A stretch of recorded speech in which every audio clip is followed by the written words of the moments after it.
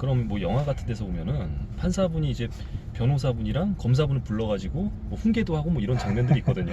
네네. 그건 그냥 영화인 건가요?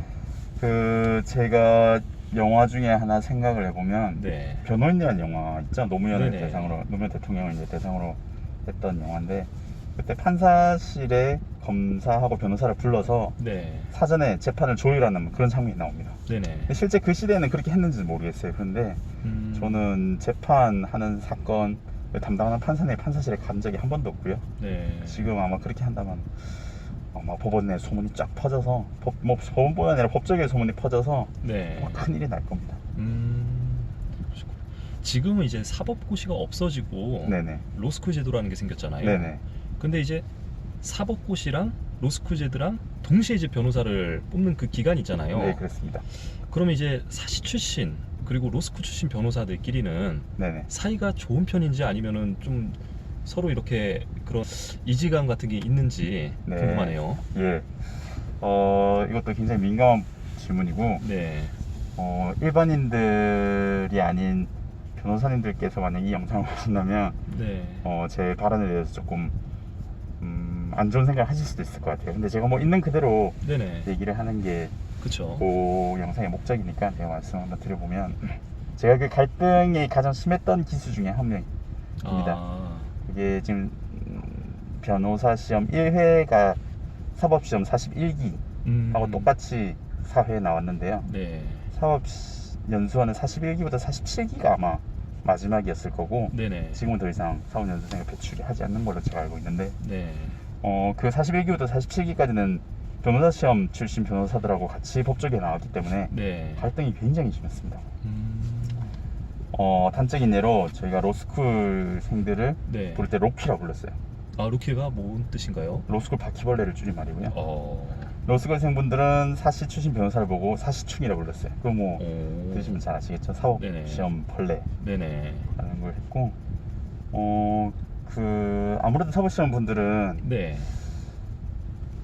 이제 로스쿨 출신 분들이 조금 손쉽게 변호사가 됐다고 생각을 하시는 것 같고, 네.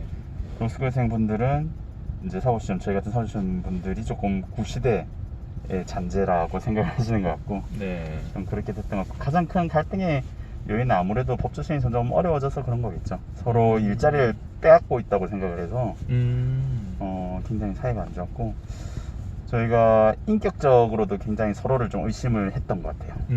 저희가 로스쿨생 분들은 좀 손쉽게 변호사가 돼서 좀 건방지다, 네. 괜히 겉멋만 들어있다, 네네. 그런 얘기를 뒷담화를 많이 했던 것 같고, 네. 로스쿨생분들은 저희 보고 좀 답답하다, 고리타분하다, 네. 그 다음에 시험 한 번 잘 쳐가지고 네. 인생 역전한 사람들은 이제 그렇게 생각을 많이 하시는 것 같은데, 네. 아무래도 시간이 갈수록 네. 저희도 로스쿨 사적으로 친해진 로스쿨 변호사분들이 생기고, 네. 뭐 생기는 정도가 아니고 워낙 많아지고 그렇게 하다 보니까 네. 서로 이제 그런 거에 대한 좀 갈등이 많이 희석되어 가고 있는 것 같습니다. 그러면은 뭐 그 로스쿨 보통 1기부터 네네. 몇 기까지가 합격률이 굉장히 높았나요? 제가 알기로는 한 3회 정도까지가 거의 한 90%, 90%까지는 안 갔네. 한 7, 80% 됐던 걸로 알고 있고요.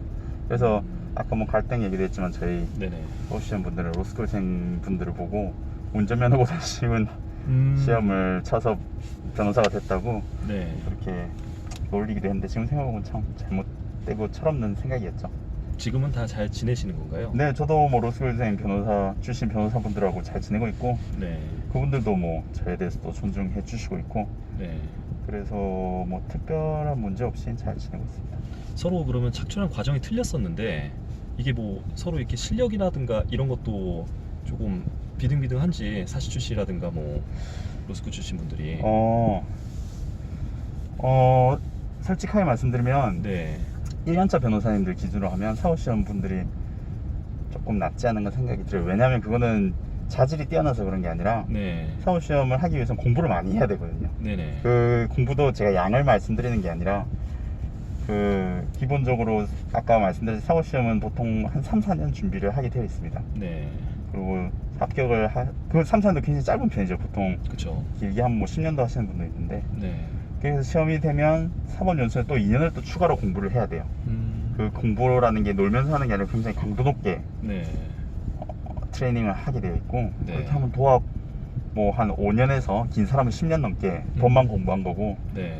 만약에 그때 그분들이 법대 출신이다 이러면 네. 법대 4년이 추가가 되는 거잖아요. 그쵸. 그리고 기본적으로 법대에서 사원연수원 나올 때까지 한 10년을 그냥 법만 공부를 하는 거예요. 근데 로스쿨 분들은 일단 법대가 없어졌기 때문에 네. 로스쿨 들어가면서 공부를 시작하는 거거든요. 음. 그럼 로스쿨 나올 때까지 3년이 걸리고 보통 변호사 시험 그 해에 합격을 하시게 되면 그냥 3년만 법을 공부를 하신 거기 때문에 네.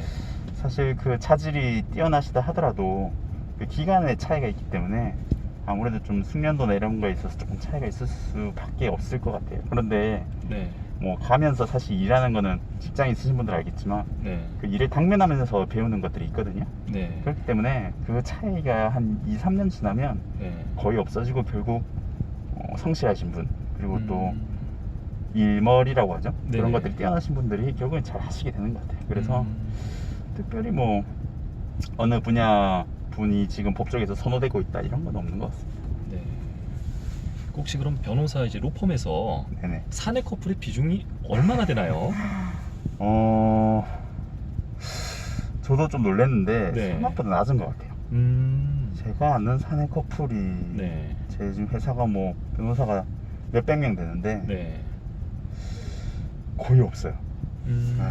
그런데 네. 대신에 제가 사원연수원 다닐 때는 네네. 그것도 뭐 사내 커플이라면 사내 커플인데 굉장히 많았어요.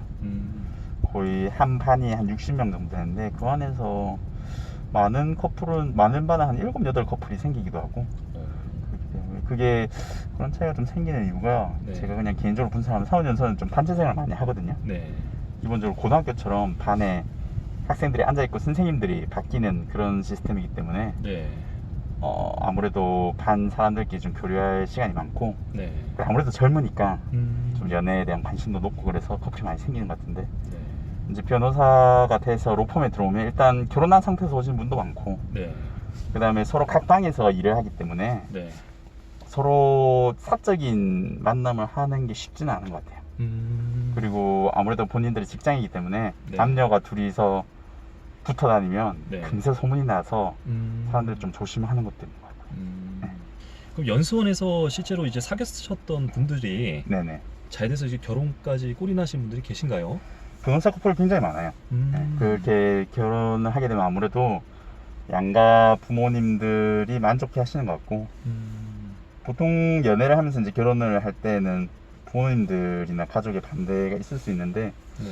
그런 관문이 쉽게 열리기 때문에 아무래도 결혼까지 골인을 하신 분들이 굉장히 많은 것 같고 또 법조계 분들은 그 시장이 좁아서 서로에 대한 평판을 굉장히 신경을 많이 쓰거든요. 네. 그래서 뭐 이분 만났다 저분 만났다 그렇게 하기는 경우는 많지 않아서 아무래도 한 분을 만나면 끝까지 만나시는 경향이 조금 높은 것 같습니다.